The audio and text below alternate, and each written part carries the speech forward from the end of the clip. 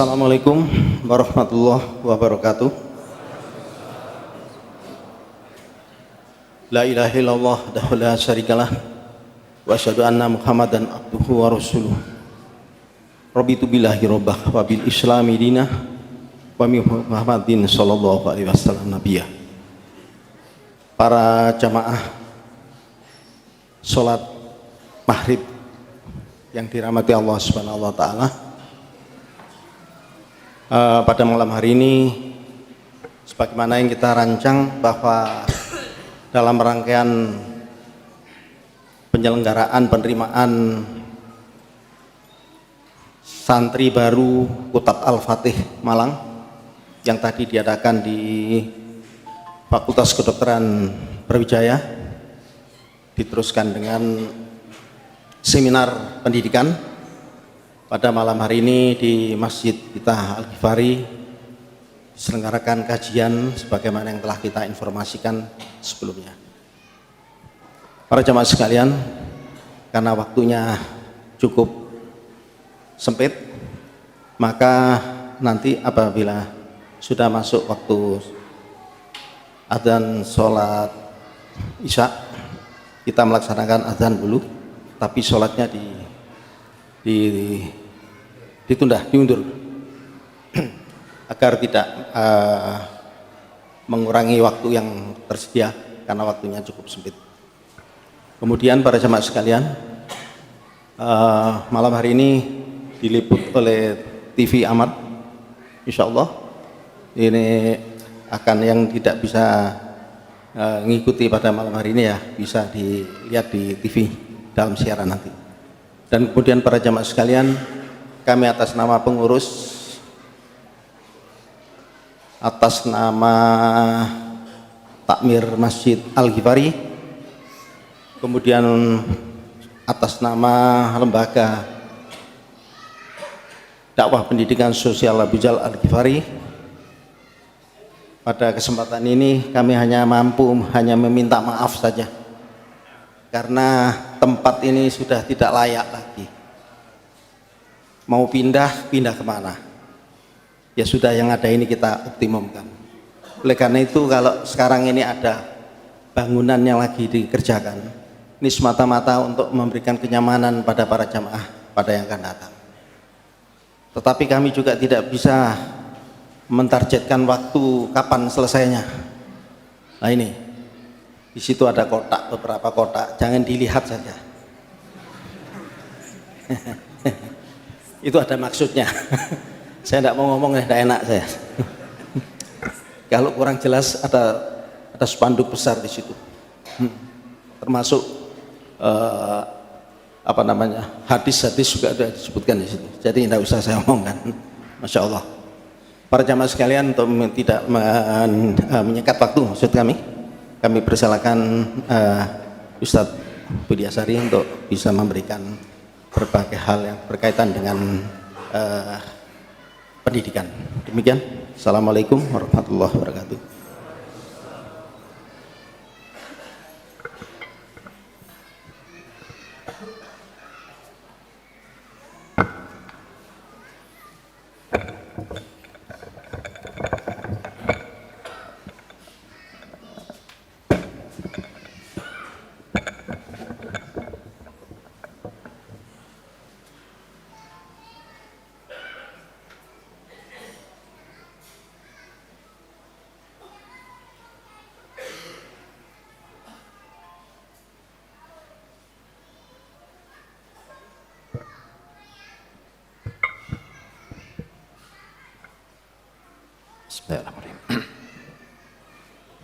Assalamualaikum warahmatullahi wabarakatuh.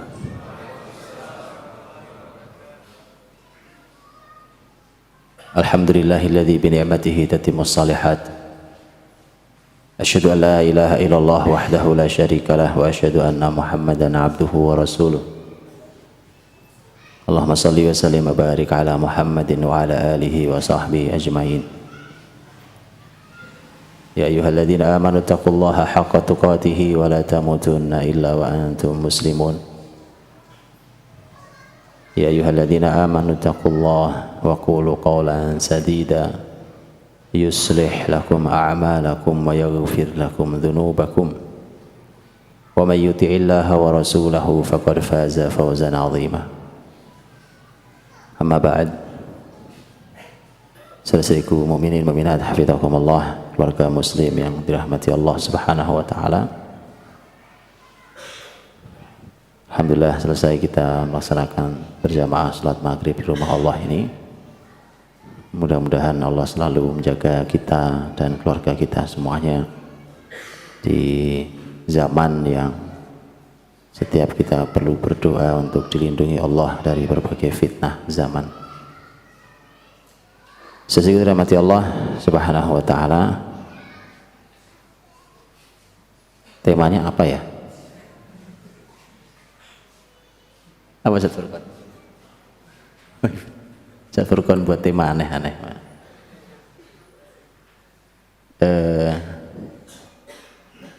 Hari ini temanya, ceritanya dibagi hari ini tentang ibu malam ini. Kalau nggak salah esok pagi saja. Ya, tentang ayah begitu. Jadi sekarang bicara ibu, walaupun di depan saya bapak-bapak.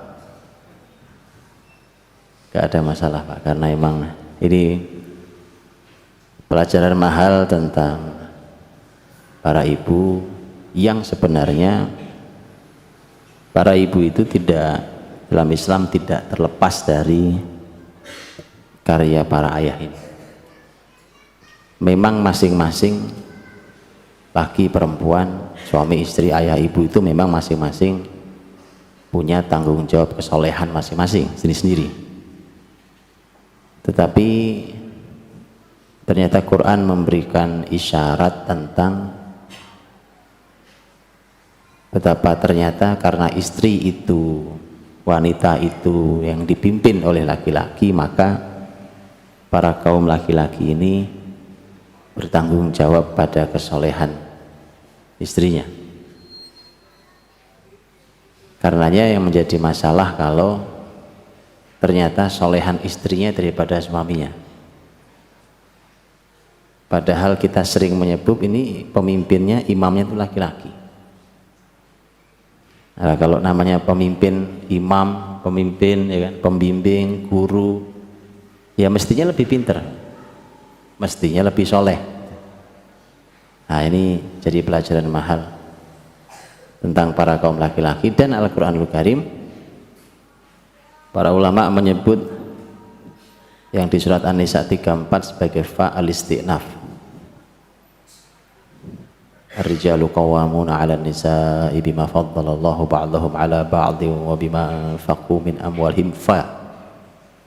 Fa'nya para ulama menyebut sebagai fa'al isti'naf. Fas-salihat qanitat hafizat lil ghaib bima hafizallah. Fa' al-isti'naf. Isti'naf itu apa?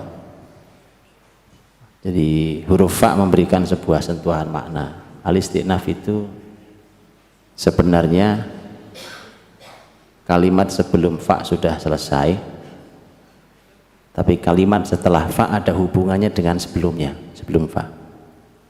Bisa dipahami?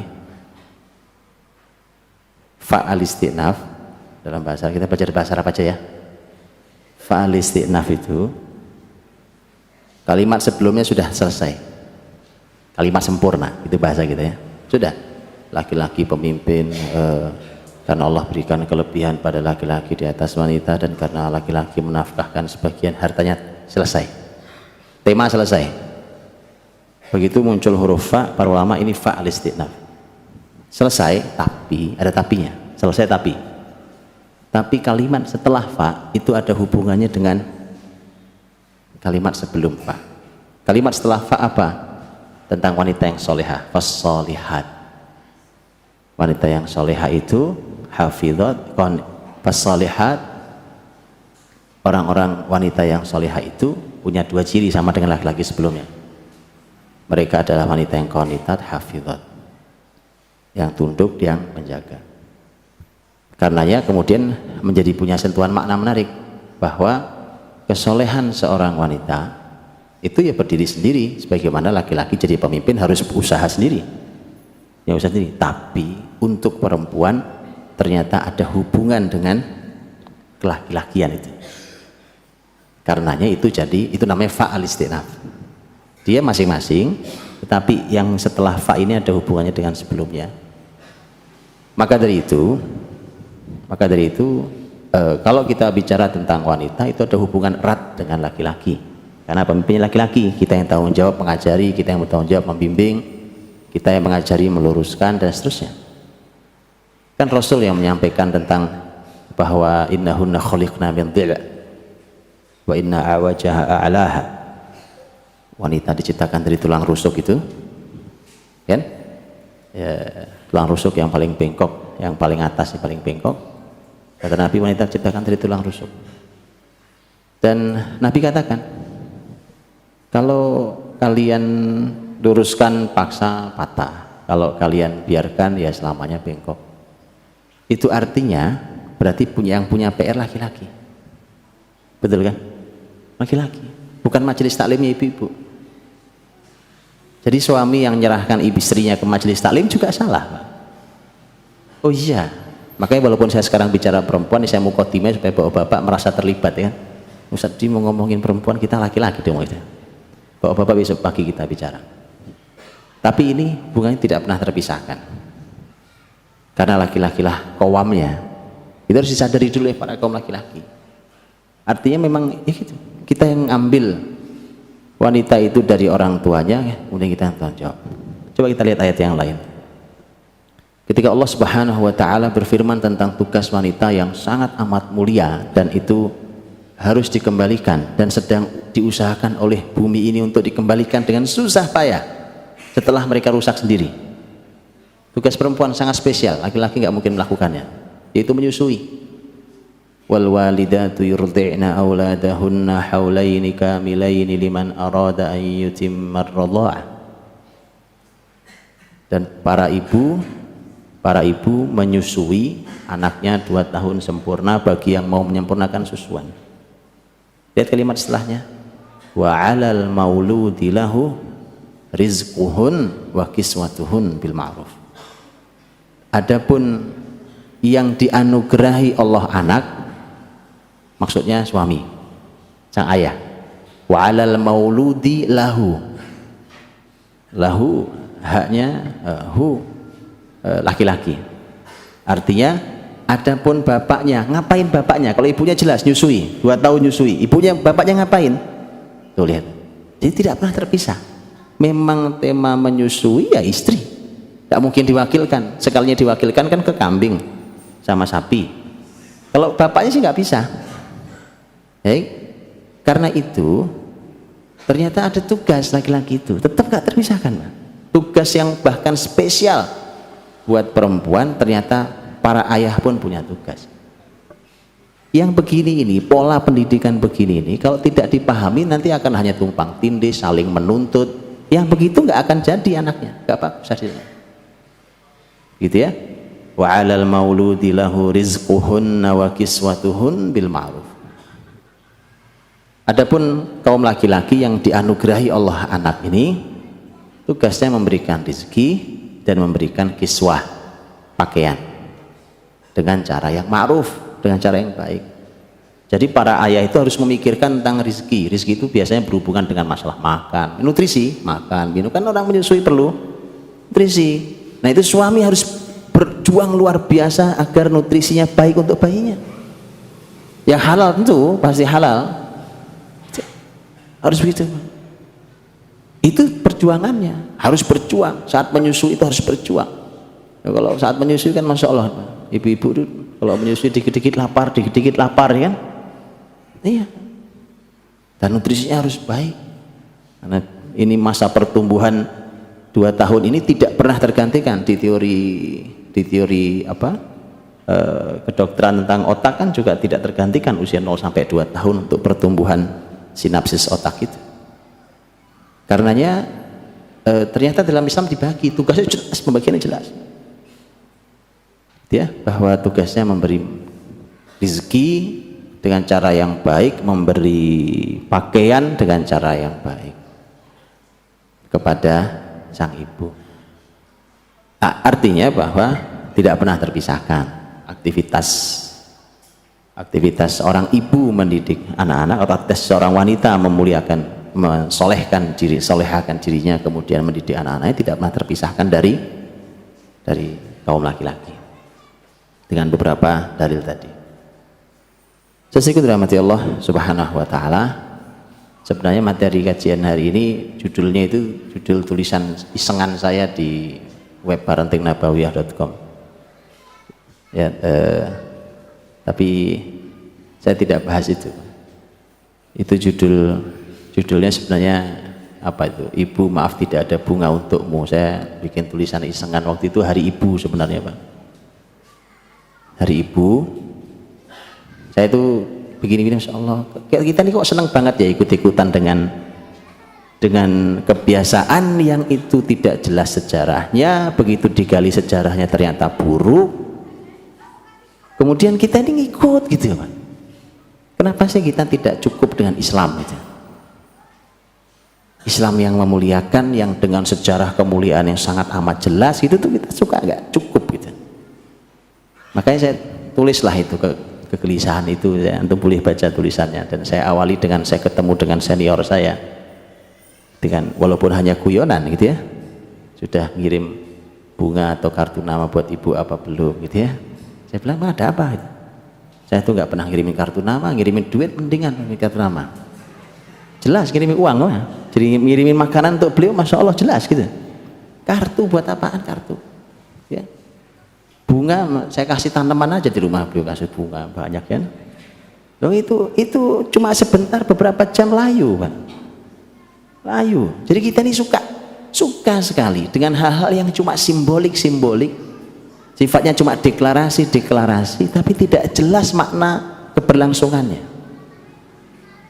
Ini kebiasaan ini, Pak, yang harus mulai kita pikirkan atau kita hilangkan. Disitulah saya bilang, karena waktu ceritanya hari ibu ya kan, hari ibu, nggak tahu sudah dari ayah kan, sudah dari hari ayah, hari mbah belum ada, hari mbah.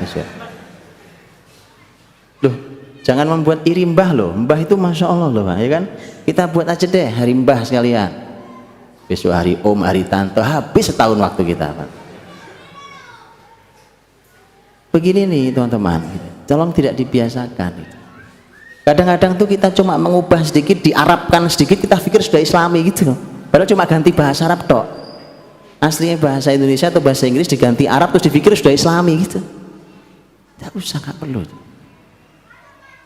Kan hari ibu itu kan sejarahnya karena mereka itu kan yang menggulirkan banyak hari ini itu kan sebenarnya karena mereka sudah bingung mengatasi masalah mereka sendiri. Kita nggak punya masalah dengan ibu kita muslim, kita ini diperintahkan birrul walidain. Kalau sudah birrul walidain itu nomor satu mesti birrul Antum baca buku Al-Adabul Mufrad Imam Bukhari, nomor satu mesti birrul bakti pada ibu. Gak ada masalah kita dengan ibunda kita kan, Masya Allah, kita seorang muslim yang taat dan berbakti pada bunda kita. Nah kalau orang-orang kafir itu kemudian mereka kebingungan karena mereka jauh dari orang tuanya, kadang tidak kenal orang tua, karena kadang saling membenci antara mereka dan seterusnya, itu mereka. Nah mereka ini ceritanya ingin membenahi, ingin merajut ini. Karena sudah hampir tidak pernah akrab antara anak dan orang tua, dibuatkanlah hari ibu, hari ayah. Gak perlu kita bakti setiap hari pada ibu dan ayah kita kan. Ini cuma contoh, karena yang begini ini jadi pola hidup kita, Pak. Nanti muncul lagi tren lain, hari apa atau apa yang lain. Tren-tren yang seperti itu tidak perlu. Muslim berjalan di atas manhajnya, dia laksanakan semampu yang bisa dia lakukan. Muslim, kita punya tatanan luar biasa. Kalau masalahnya masalah keluarga, Masya Allah, karena antum tahu sendiri bagaimana tidak ada agama manapun yang punya bab birrul walidain. Tunjukkan tentang bagaimana detailnya birrul walidain. Umpamanya ketika seorang sahabat bertanya ke Nabi SAW tentang apakah orang tua saya sudah meninggal, apakah masih ada kewajiban saya birrul walidain? Kata Nabi, iya. Coba birrul walidain itu panjang sampai orang tua sudah meninggal aja masih ada babnya. Masih ada babnya. Birrul walidain itu. Nabi suruh kita nyambung, diantaranya adalah nyambung teman-teman beliau, menyambung kerabat beliau yang dulu beliau yang nyambungkan. Kadang-kadang itu kan anak-anak kehilangan ini nih Pak, kehilangan nasab keluarga. Kan ayah kita, ibu kita masih suka menjaga hubungan dengan kakaknya, adiknya, ponakannya apa. Itu birrul walidain itu kata Nabi tugasnya menyambung yang dulu beliau yang pernah menyambungnya. Bahkan dengan teman-teman akrab beliau, kan beliau punya teman-teman akrab tuh, disambung. Itu tugas Nabi SAW. Tugas Nabi SAW. Coba antum cari di mana ada konsep begitu di bangsa, di agama lain. Karenanya kita tidak perlu itu. Dia tidak perlu. Nah ini jadikan ini sebagai satu pola dalam hidup kita. Kita tidak akan terombang-ambing oleh berbagai macam tren, karena akan bermunculan terus yang begitu tuh. Umpamanya hari apa tuh? Hari anti tembakau. Apa artinya namanya? Ya kan? Sehari tanpa tembakau itu. Ya. Itu kan faktornya gara-gara ngerokok, Pak. Kalau antum nggak ngerokok kan nggak perlu hari itu. Terus saya. Jadi dia yang buat masalah, begitu punya masalah bingung, kemudian mencoba mengatasinya dengan pola itu. Dan itu memang gayanya gaya deklarasi, dideklarasikan, ayo bersama-sama hari apa tadi, macam-macam tadi. Muslimin, masya Allah berjalan di atas konsepnya. Akhirnya efeknya buruk loh, pola ini, buruk efeknya. Ketika orang-orang kafir mencontohkan, kalau mau mengatasi penyakit AIDS, caranya bagi kondom gratis. Di sini bagi kondom gratis juga. Innalillahi wa inna ilaihi raji'un. Ini negeri muslim Pak, ya kan? Negeri muslim nih. Kalau negeri kafir bagi kondom. Negeri muslim. Begitu loh yang bagi orang pinter-pinter. La ilaha illallah. Itu karena kita terbiasa dengan pola yang apa adanya, itu ditelan ini, wah ini kelihatannya canggih, keren. Ini Pak. Antum bayangin loh sampai membuat ATM kondom, tahu kan tuh ya, ATM kondom ya. Pernah tahu kan? Gak pernah tahu. Alhamdulillah antum gak tahu. ATM apa kayak kalau kita kayak uang itu bagaimana? Kayak mesin ATM gitu. Yes, kayak mesin minuman itu kan. Insyaallah. Di negeri ini apa negeri ini nggak perlu negeri ini. Nah, ceritanya begitu. Makanya tidak perlu, betulan Pak, tidak perlu. Karena ujung dari semua yang dibuat itu juga tidak jelas hasilnya. Kalau orang beriman jelas dari mana memulai, apa landasan perjalanan yang memulai ini, nanti hasilnya seperti apa dan seterusnya, ada evaluasi seperti apa, itu jelas kalau muslim. Ya, jadi cukup kita dengan keislaman kita dalam hal ini. Nah, pembahasan tentang ibu di dalam Islam memang pembahasan yang sangat tinggi dan luar biasa. Sebenarnya yang membuat ibu luar biasa itu kan hadis yang sering kita dengar tentang 3:1 ibu dan ayah, ya kan? Ummuka ummuk kemudian abuk. Kalimat Rasulullah SAW ketika menjawab seorang sahabat yang bertanya tentang man ahaqqun nasi bisuhbati, ya Rasulullah, orang yang paling berhak untuk saya dampingi, saya temani beliau, siapa itu orangnya? Kata Nabi, ummuk, ibumu. Begitu ya, ummuk. Kan yang membuat ibu menjadi luar biasa istimewa itu kan karena 3:1 dibanding ayah itu.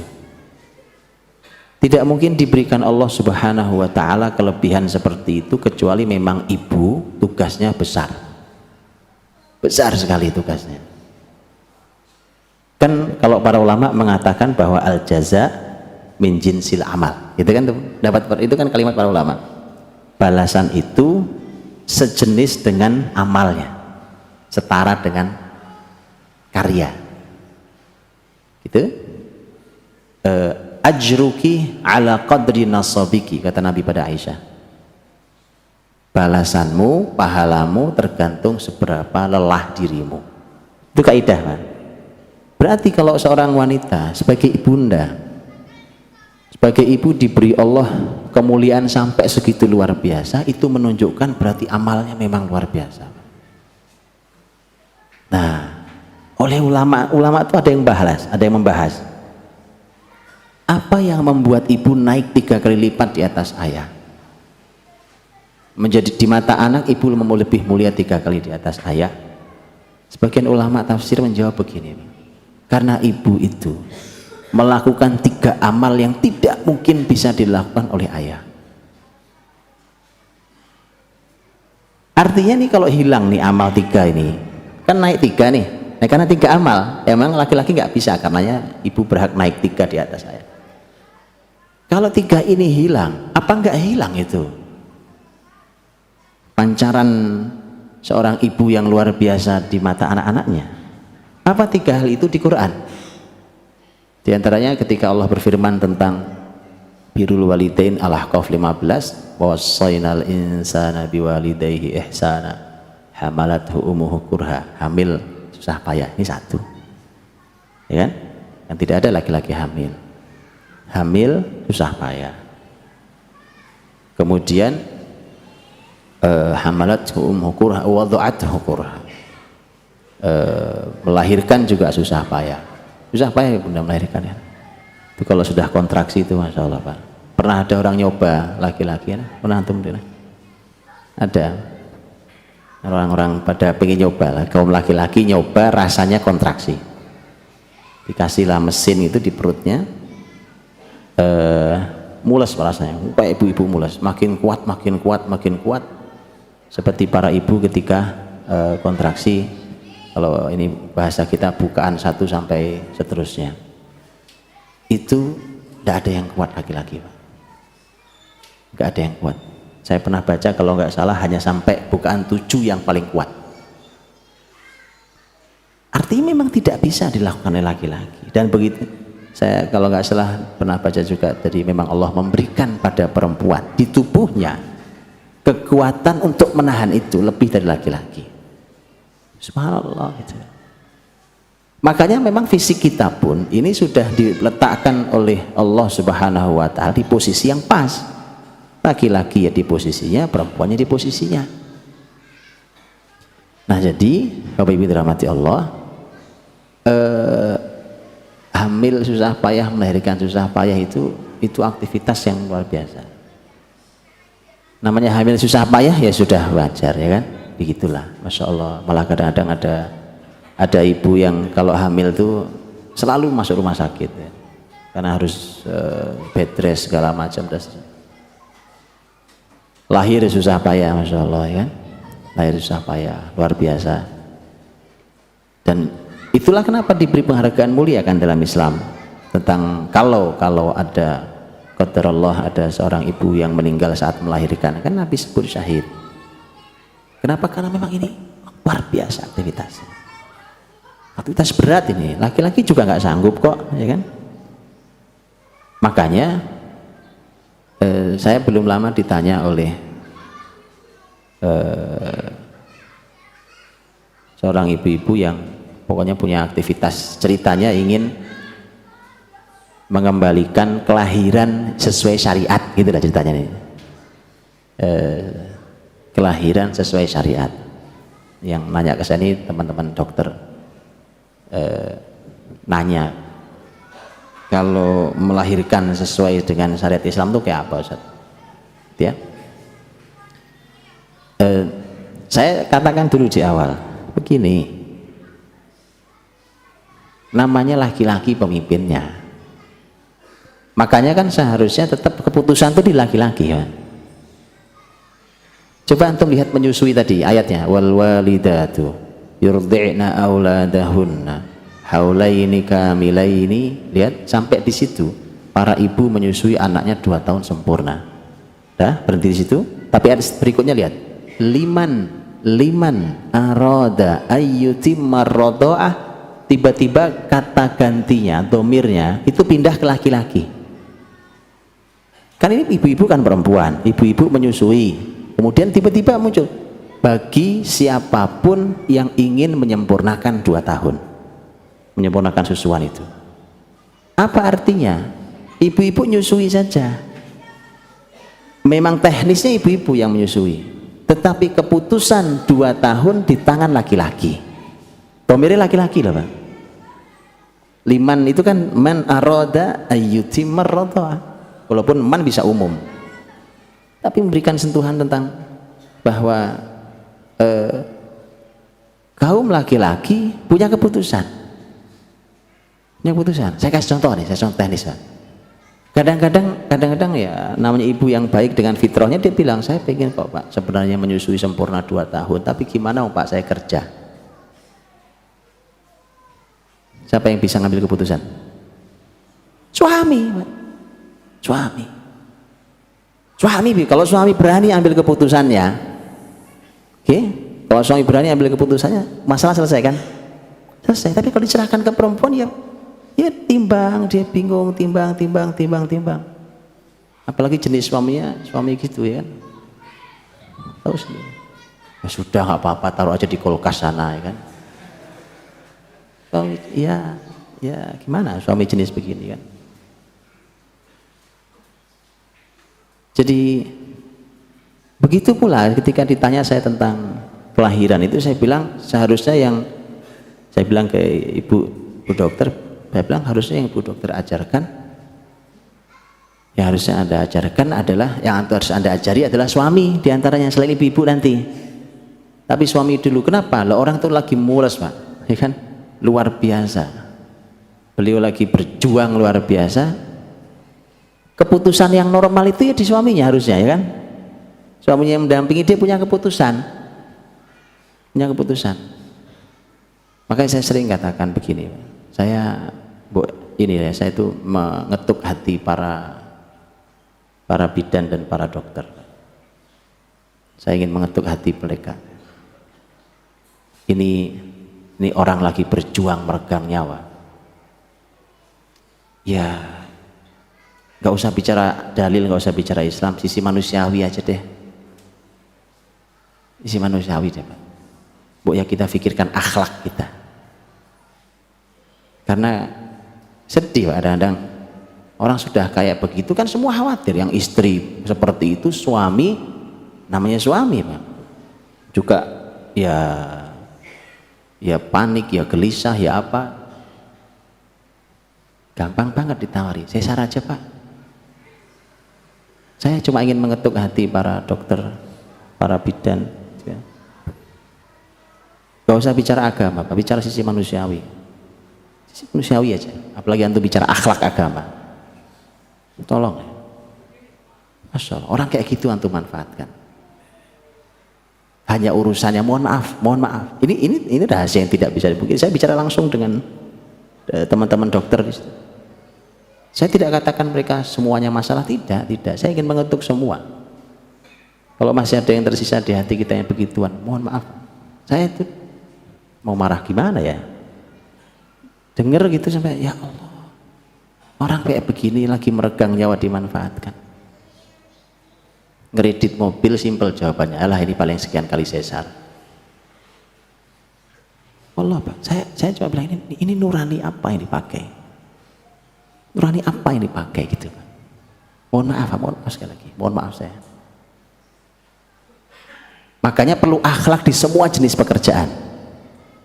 Semua, bukan hanya masalah kesehatan. Cuma karena kita sedang melewati tema wada'at hukurha, melahirkan dalam keadaan susah payah.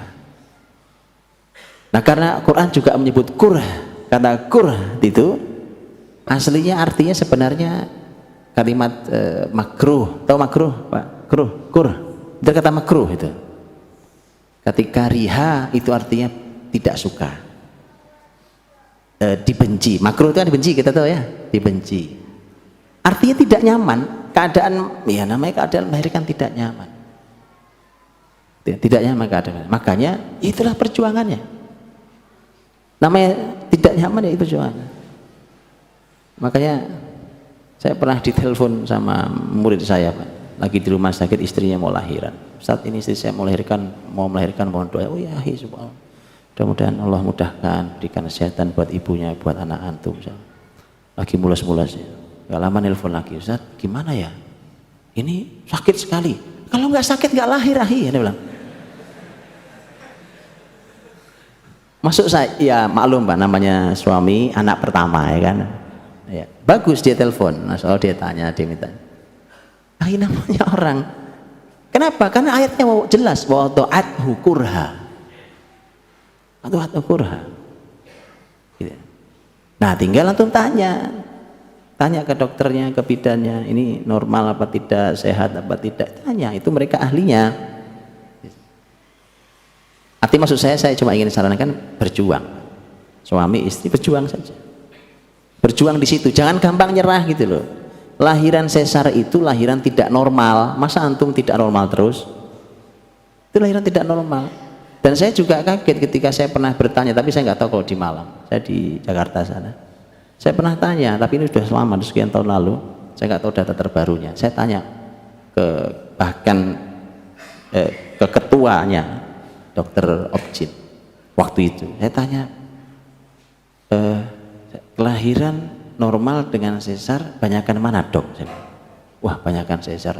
Tuh, sesar itu kan lahiran tidak normal. Masa kita nih zaman tidak normal? Aneh gitu loh Pak. Yang normal itu lahir normal. Nah, itu maksud saya.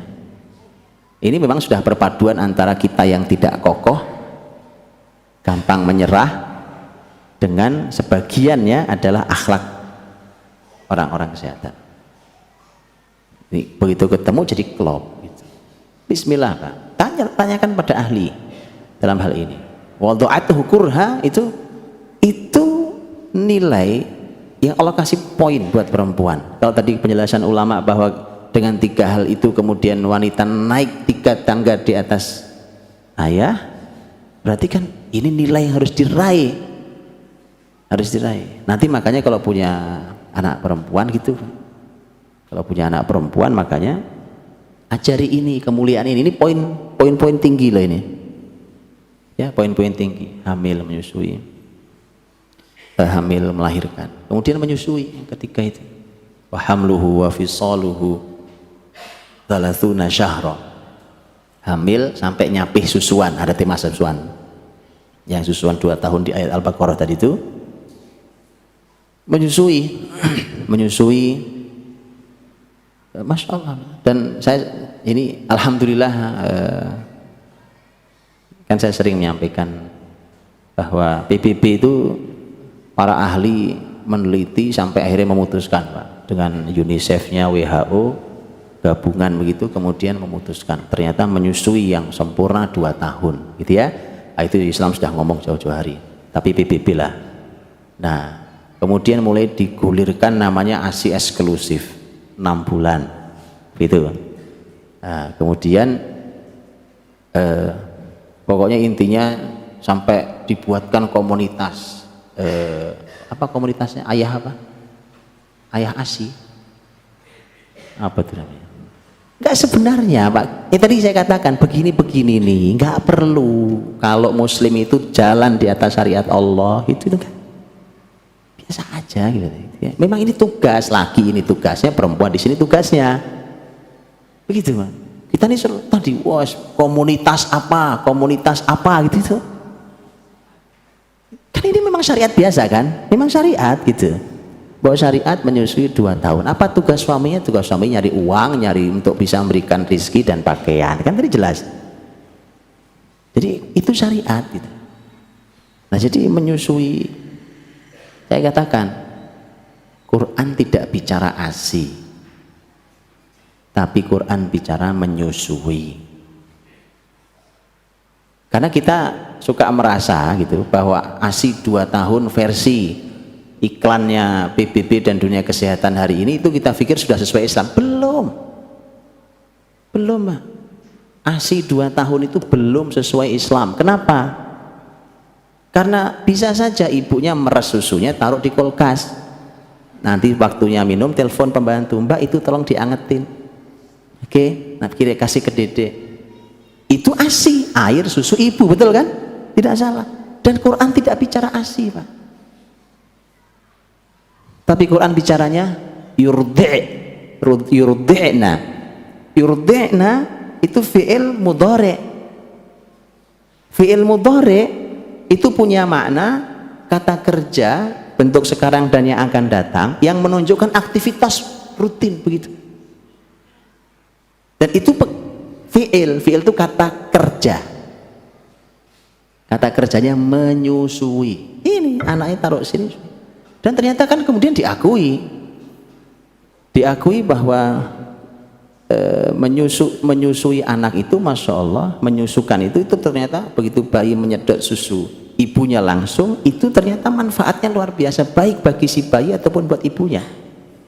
Bahkan di penelitian itu bahkan manfaat buat bapaknya.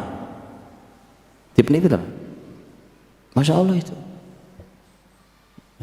dipelajari. Artinya bahwa subhanallah syariat Islam itu tinggi, Pak. Jangan mudah terkecoh oleh hari ini. Ya, nah, karena 3 hal inilah menurut ulama inilah yang membuat wanita diangkat 3 lebih tinggi dari laki-laki. Hamil, melahirkan, menyusui 2 tahun. Berarti ini kalau ditotalkan, kalau bahasa Quran paling cepat 30 bulan tadi. Itu paling cepat. Wa hamluhu wa fisaluhu 30 syahra. Hamil sampai menyapih susuan 30 bulan lamanya. Loh, kok cuma 30 bulan? Kok cuma 30 bulan?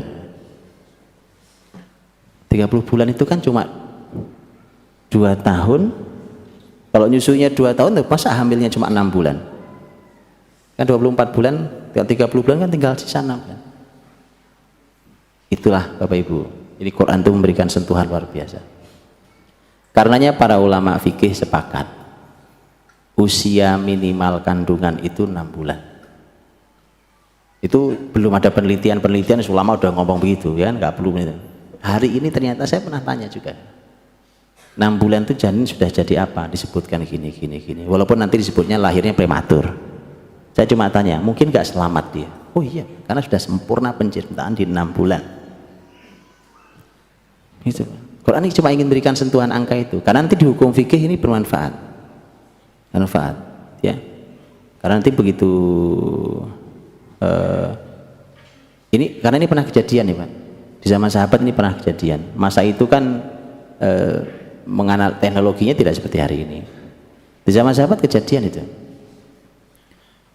bahwa ada suami istri itu kan.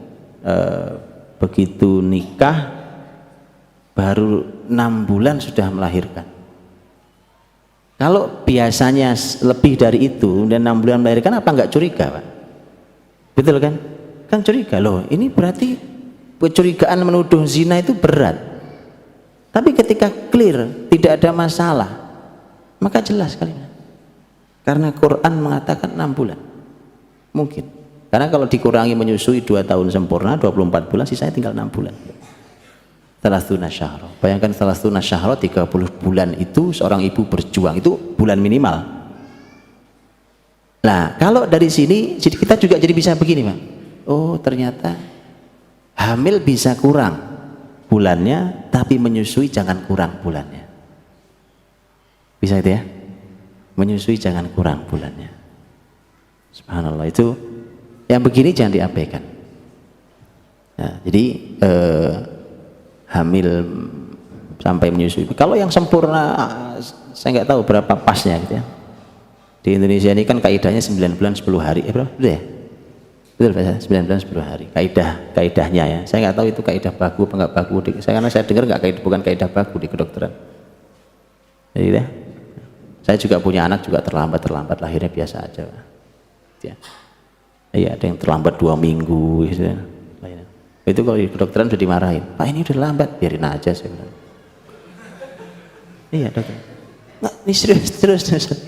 Iya biarin aja, memang kenapa terlambat, belum 2 tahun biarin aja. Lahir kandungan 2 tahun juga nggak apa-apa. Kenapa? Saya ngomong ya serius bercanda, tapi saya bilang kenapa? Di dalam sejarah itu gitu Pak. Orang-orang besar itu ada yang lahirnya emang 2 tahun di kandungan bundanya, betulan. Makanya saya bercandain, alah belum 2 tahun biarin aja. Mungkin lama di kandungan keluar jadi ulama nggak masalah aja. Iya tuh. Saya ngomong gitu dulu sama, kan ini memberikan pelajaran, saling memberikan ilmu ya kan. Saya berikan ilmu lah ke Bu Dokter. Ya gini aja Bu Dokter, diperiksa aja.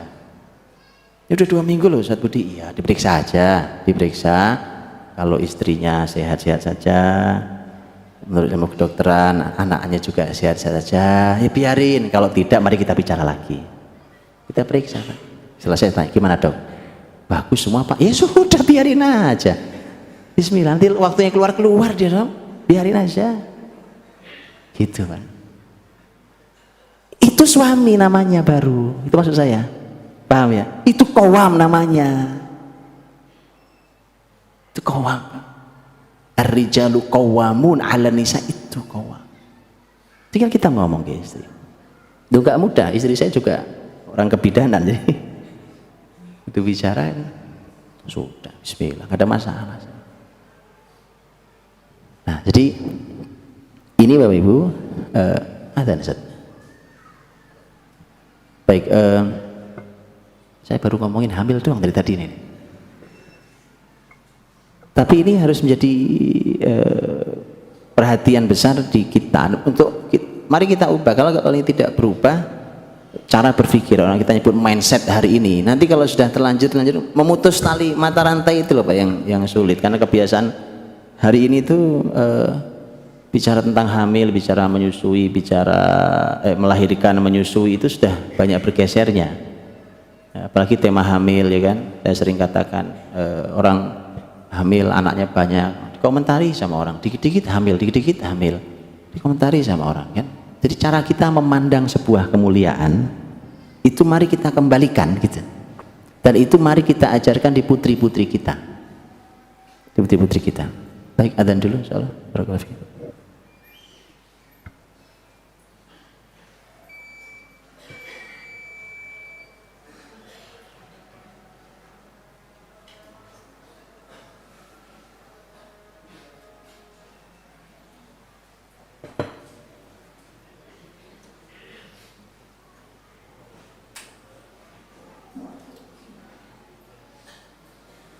أشهد أن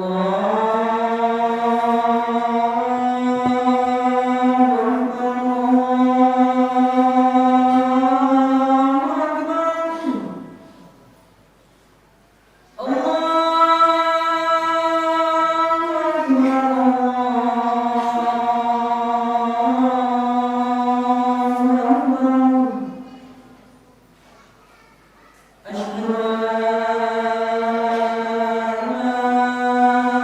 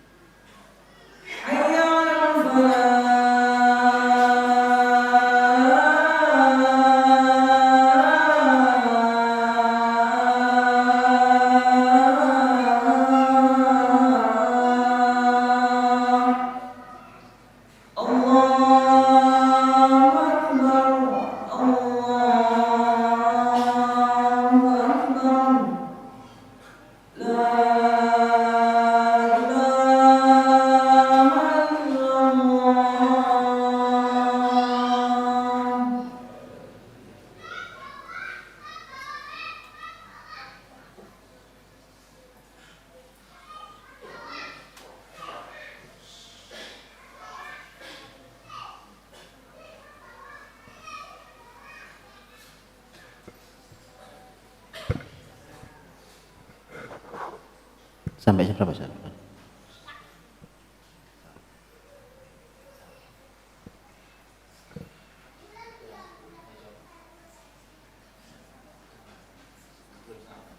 Baik. Jadi kita dirahmati Allah SWT. Alhamdulillah kita lanjutkan kembali. Saya mengapa memulai dari pembahasan tentang ini, karena tadi kalau wanita itu diangkat 3 kali lebih mulia daripada laki-laki pada bab di hadapan anaknya sebagai bunda dan ayah, sebagai ibu dan ayah, maka ternyata ulama memberikan jawaban 3 hal itu menurut sebagian ulama. Karena itu berarti kan ini loh yang membuat seorang wanita dimuliakan tinggi sekali oleh anak-anaknya. Makanya 3 ini harus dikembalikan sebagaimana yang diinginkan oleh Allah dan Rasulnya. Hamil itu seperti apa hamil? Ada pembahasan sendiri. Melahirkan itu kayak apa melahirkan. Di Quran juga bicara kok semuanya, hamil bicara, melahirkan bicara, menyusui juga Quran bicara. Betul? Tiga-tiganya ada kisah wanita. Kisah wanita hamil ada, kisah wanita melahirkan ada, kisah wanita menyusui ada. Tahu tiga-tiganya? Bapak Ibu tahu tiga-tiganya? Kisah hamil kan ada beberapa. Betul ya? Betul ya? Kisah hamil ada beberapa. Dan itu semua ada pelajarannya. Bicara istrinya Imron, bicara hamil. Bicara Maryam juga hamil. Baik. Kemudian nanti berita kabar gembira tentang kehamilan istri Zakaria, juga istri Nabi Ibrahim. Di setiap kehamilan ini Quran dengan kalam, dengan mukjizat penjelasannya kita bisa menggali detail sekali. Harus dipelajari begitu ya. Melahirkan juga demikian. Melahirkan seperti yang Allah gambarkan tentang detik-detik melahirkannya Maryam. Maryam mau melahirkan tuh agak detail pembahasannya tentang bagaimana detik-detik melahirkannya, dengan bagaimana Quran bersikap terhadap Maryam yang ketika mau melahirkan dalam keadaan sedih. Itu Quran menghiburnya dengan berbagai macam hal, menyampaikan bahwa Allah menghibur Maryam dengan beberapa hal, ya, dan seterusnya sampai melahirkan. Menyusui kan juga demikian. Siapa di antara kisah wanita menyusui di Quran? Hah? Ibunya Musa. Ibunya Nabi Musa, ketika Musa dilarung di Sungai Nil itu kan kemudian nanti sampai dikembalikan, ibunya sedih sekali seterusnya sampai kemudian Allah kembalikan untuk ibunya bisa menyusui langsung. Tema menyusui itu juga cukup menarik, cukup detail. Artinya mari kita kembalikan itu Pak. Kita kembalikan bagaimana Quran, bagaimana hadis Nabi SAW, kemudian bagaimana contoh dari para muslimah, para wanita di zaman terbaik. Harus kita kembalikan. Nah, kalau fondasi ini sudah kembali dengan baik, berarti wanita sudah menggenggam 3 kemuliaan. Nah, gitu. Ini modal mudah, modal penting untuk nanti bicara pendidikan. Di fondasi ini, karena fondasi kita masalah, ditancepin berbagai teori pendidikan, suka-suka nggak jalan. Makanya ini fondasi mari kita perbaiki, ya. Kita perbaiki bagi yang belum terlanjur. Yang sudah terlanjur ya istighfar yang banyak ya. Yang belum terlanjur ya kan harus diperbaiki, dijaga betul supaya tidak salah. Yang terlanjur pun sebenarnya bisa, caranya punya anak lagi. So, begitu tahu ilmunya kan, mari kita bedakan anak yang lahir tanpa ilmu dengan anak yang lahir pakai ilmu. Nah, gitu. Boleh dicoba itu. Ya, habis ini pulang suami istri diskusi. Kita nambah lagi yuk. Ya, gitu. Supaya jelas nih, ilmunya jelas nih. Belajar dulu tapi biar nggak salah. Bagaimana Quran, bagaimana hadis Nabi, bagaimana salafus soleh para wanita dulu muslimah.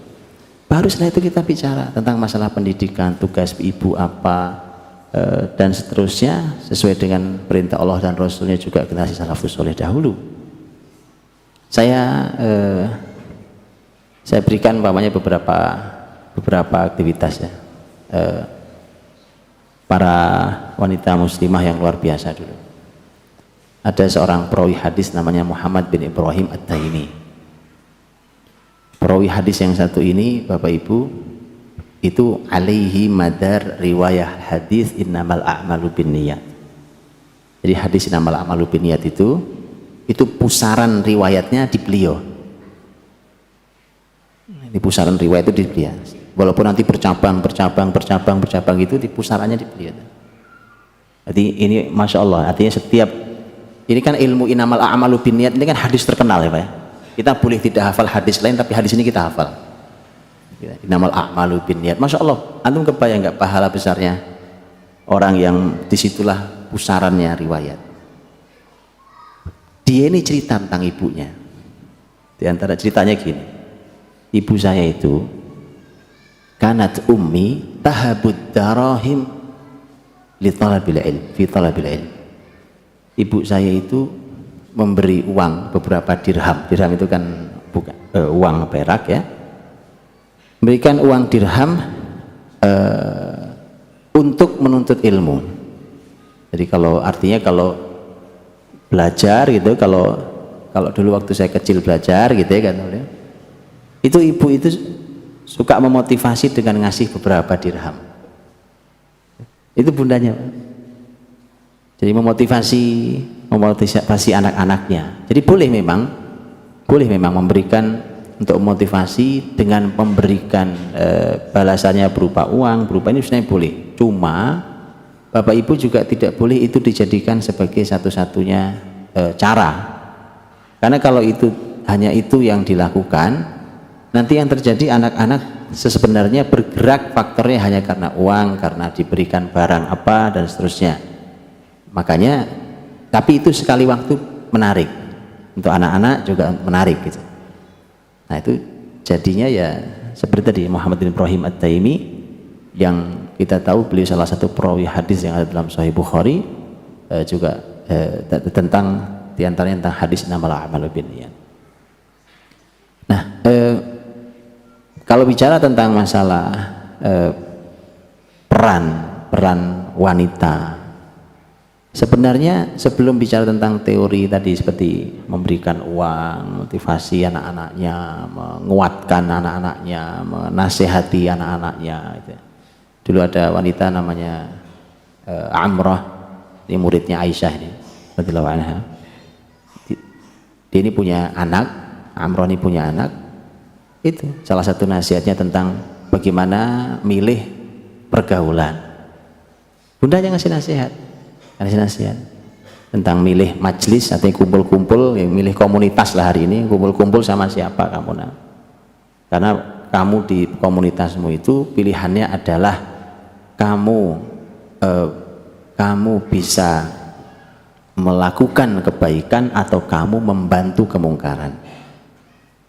Masya Allah gitu, ibu yang mendialogkan ini. Nah tapi itu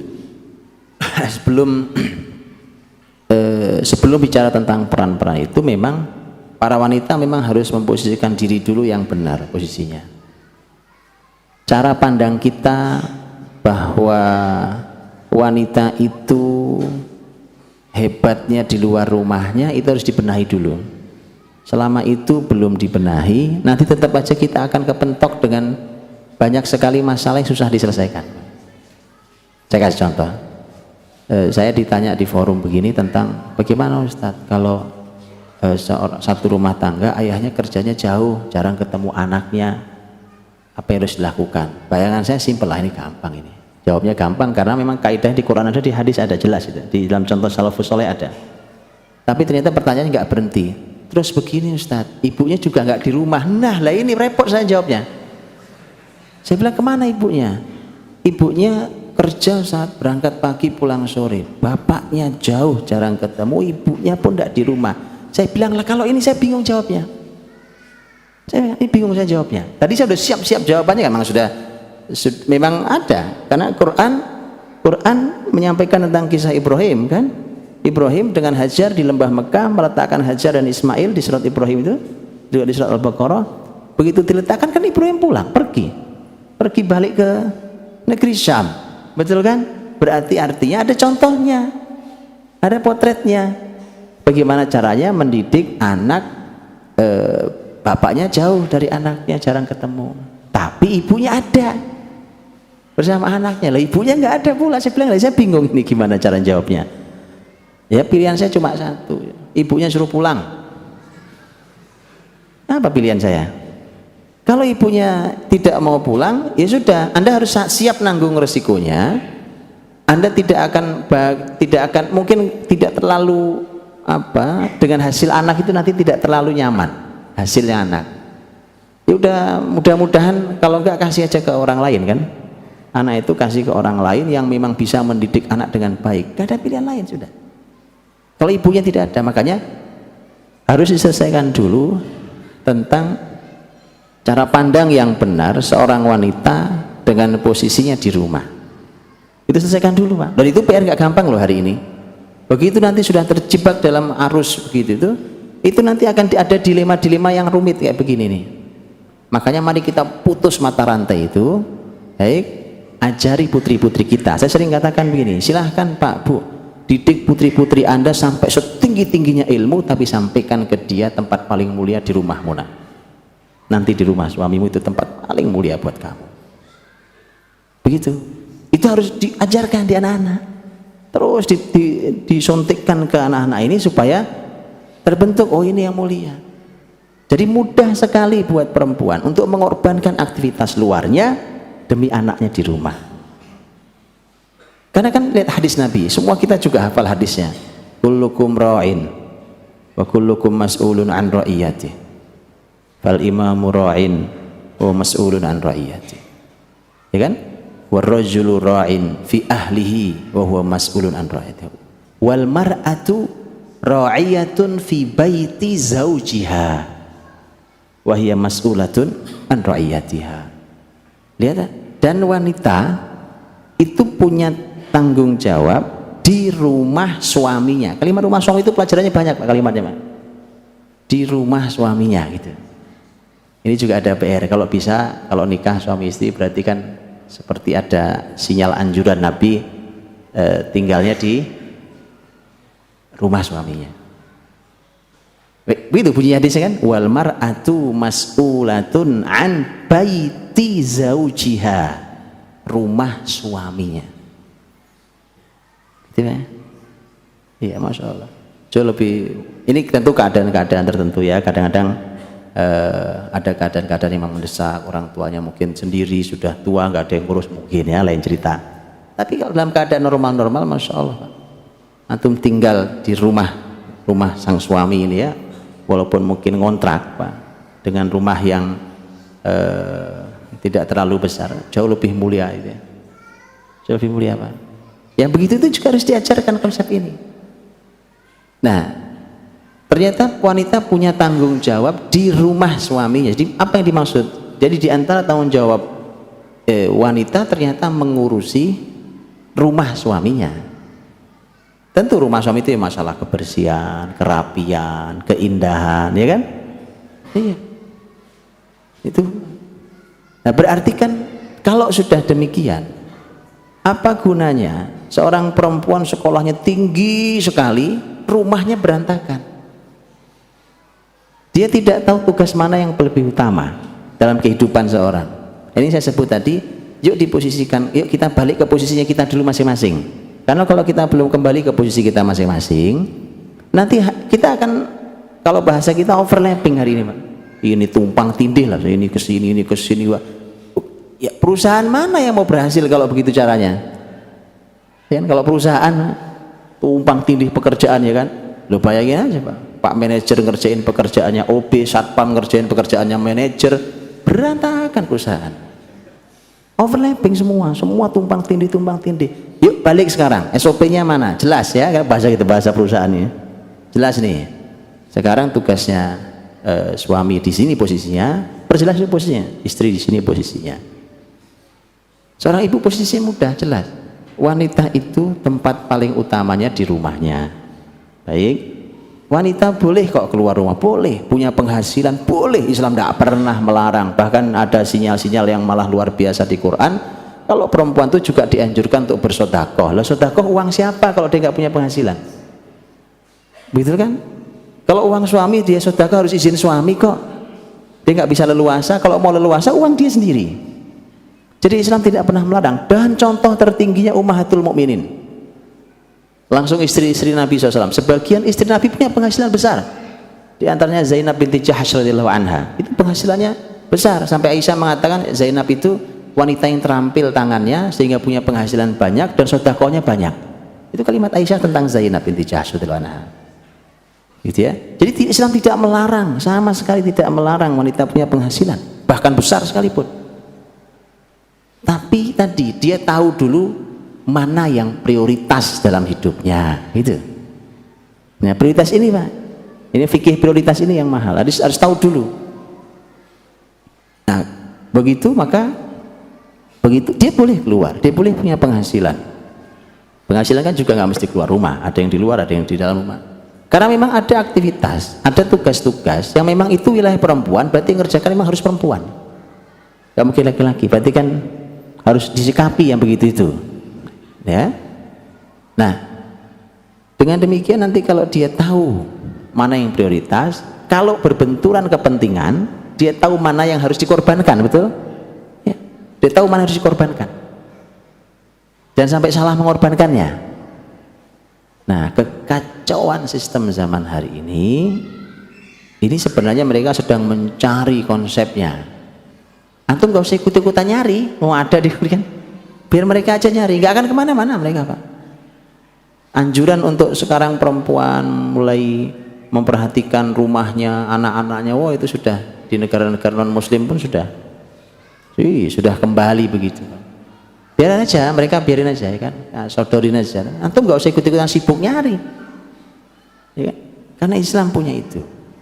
Baik, nah yang begini teman-teman dirahmati Allah, Bapak Ibu berbahagia, mari kita tanamkan ini di generasi kita, di anak-anak kita. Ini kalau kita bahas tentang perempuan berarti di putri-putri kita, ajari seperti ini, diajarkan konsep perempuan itu seperti apa, ya kan? Nanti mereka harus punya life skill tadi saya katakan, bahkan punya penghasilan, diajarkan ya, dan itu Islam punya panduan juga.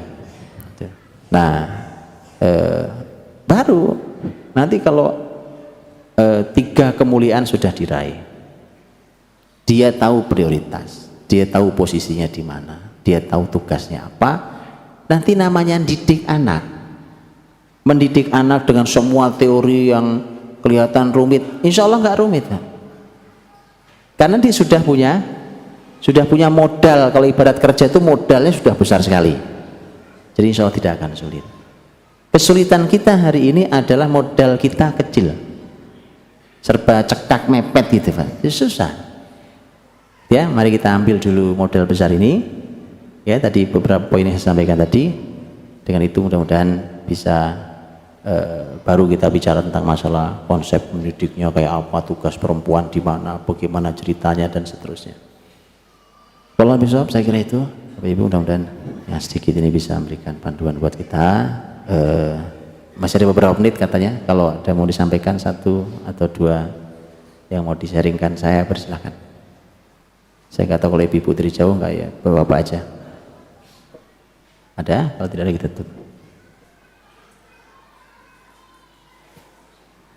Baik, kalau tidak ada kita akhiri, kita melaksanakan sholat isya. Wallahu a'lam bishawab. Subhanakallahumma bihamdik, asyhadu an la ilaha illa anta, astaghfiruka wa atubu ilaik. Assalamualaikum warahmatullahi wabarakatuh.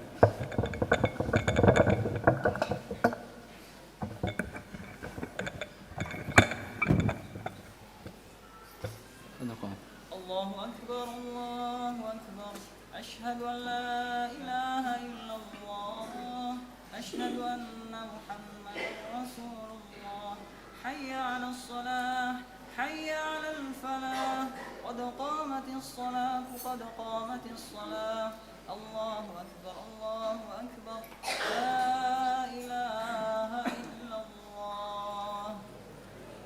سووا صفوفكم lurus dan rapatkan shaf.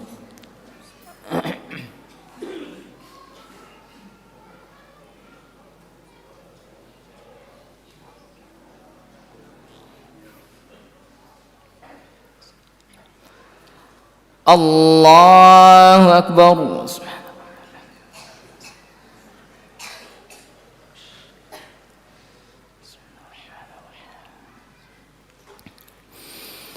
Alhamdulillahi Rabbil Alamin Ar-Rahmanir Rahim Maliki Yawmiddin Iyyaka na'budu wa iyyaka nasta'in